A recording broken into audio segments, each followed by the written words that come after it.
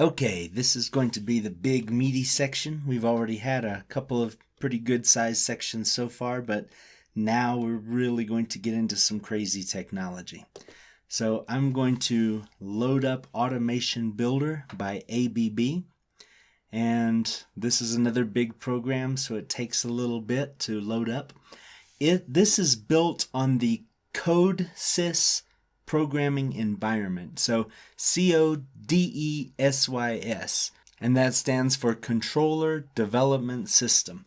That's basically, think of that like an independent PLC programming environment, which different OEMs can take and adapt into their own software, and they can expand upon it, they can create limits within it. This is basically built directly around the IEC standard. And then, the manufacturers can go and they can change that and hopefully add to that. What you're going to see going through here is that Automation Builder, because it's built on CodeSys, really is kind of vanilla. So this is going to give you an example of programming about as close to the standard as possible, which is why I wanted to use this software, because that's, just a really interesting perspective to have. But you're also going to find that it lacks a lot of the additions and accoutrements that some of these guys put into their stuff. So when you're used to looking at Allen Bradley, they really try to maximize functionality of all of the paradigms. And in Automation Builder, that's not the case. Whenever I've been telling you that, some paradigms are better for some things and others just aren't as well suited, to do those things, Automation Builder is going to drive that point home better than any other. So let's get in here now and start setting this up. And I think along the way you're going to find that you hit a few different roadblocks in different paradigms when you want to do something and you say, man, there's just not a good way to do this in this paradigm.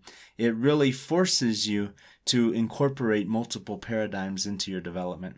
So anyway, now that Automation Builder is loaded up, of course, we're going to come over here and we want to click on New Project. And I will go ahead and just leave this at the defaults. I think it's got the AC500 selected. And I will call this, for the time being, Demo, because I'm not actually going to be programming anything that's going to be available for download later. I'm just going to kind of be throwing some junk on the screen and discussing it in the next lecture. So I'm going to save this onto the desktop like I always do. Let's hit OK. And here we go. This thing's loaded up. It's telling me to pick a processor. Well, I'm assuming if I come all the way down to the bottom of the AC500 list, that's going to probably give me the best one. And just looking at the memory, it says that one's got 16 megs. The only reason I would choose that one is maybe there's some functions that they don't allow on some of the inferior processors. So I'm hoping that by picking this most advanced processor, that means it's going to open up the maximum possibilities to us. So let's go ahead and click Add PLC. And there we go. Now we've actually got a basic project set up. What we don't have is actual program files in here. So let's come over here to Application on the left. Double click on that. And that should get us into our CodeSys programming environment. And you can see there's something kind of loading up in the background, and voila! This is our very, very vanilla, very, very basic programming environment. To start, you can see we've got just one file here, and if I double click on that, you might immediately recognize, since we have these little small line sizes over here, and we start with a semicolon right there, you might guess already that this is a structured text environment. Plus, if you come up here, you can see in the top of this window it says PRG program, and then it says ST, so that's structured text.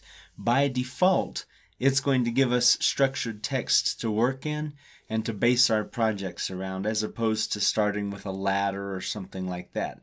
Well, that's okay. I mean, we already are pretty comfortable with these paradigms, so we can work around this stuff by now. Well, let's go ahead and create ourselves some other paradigms. So let's come over here to where it says POUs. We're going to right click on that and add an object. And in here we can add IL, which is instruction list, LD, ladder diagram, FBD, function block diagram, SFC, sequential function chart. And then you can see down here we've also got our structured text and our continuous function chart. So we've got 6 different paradigms that we can use in this environment. And for now, all we really need to do is add an LD1, because when we come back, we're going to start looking in the next lecture at how ladder logic works in this environment. It's a little bit different. Every environment is going to be, but that's okay. Again, once you know one, you can kind of figure all the rest of them out. And by the end of this course, you're going to be comfortable with 3 of them. So, anything else that anyone can throw at you, it's not going to be anything new. So just like that, we've already got a project set up. We've got a couple of different paradigms included. If you wanted to jump ahead, you could go and create the rest of your paradigms, but there's really no need at this point. We've got a lot to do before we get to the next one. So I'll leave it there. And that's how to set up a project in here. It's very easy. Actually, there's one other thing that you can do. If you come up here to online, come down here, you can see there's this simulation mode. You might as well go ahead and click on that, because you're probably not going to be working on a live processor. And by going into simulation mode, that basically sets the whole environment up just like that for running on an emulator. So we don't have to use a separate emulation software and an OPC server like RS Links or a bunch of nonsense in between.